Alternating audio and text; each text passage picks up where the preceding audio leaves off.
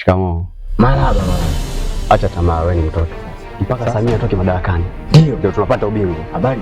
Sasa mzee, wewe mganga au ni msemaji wa timu? Wewe na jezi Yanga inakuaje?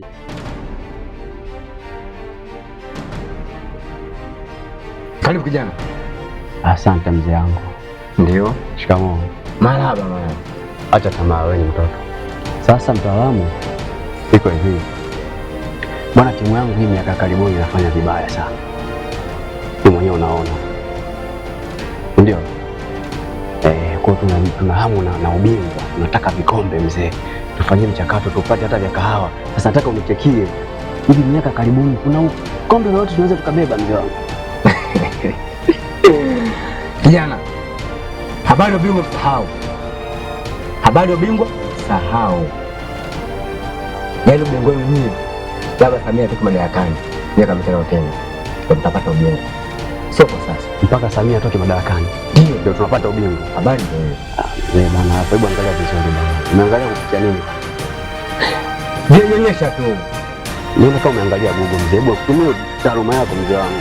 Jana nishamaliza mpaka Samia atoke madarakani ndio mzee, timu zenyewe Samia atoke madarakani ndio babangu. Basi sawa, mpaka Samia atoke madarakani. Nakuelewa. Sawa mzee.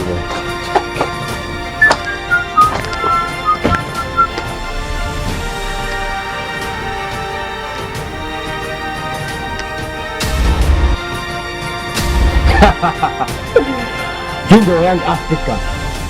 Njoo rudia bara ya Yanga. Kunde uzi wewe mzee. Vipi?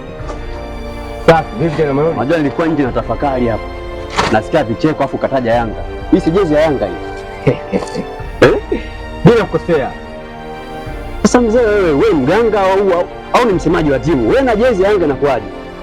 Ndio maana nashangaa unaniambia kwamba eti mpaka Samia atoke madarakani ndio kwamba Simba atachukua ubingwa. Kumbe unaongea swala la upinzani, ushabiki. Sasa wewe ni mganga au ni mshabiki wa Yanga? Neema, jibu umelipata. Wewe mzee, njaa.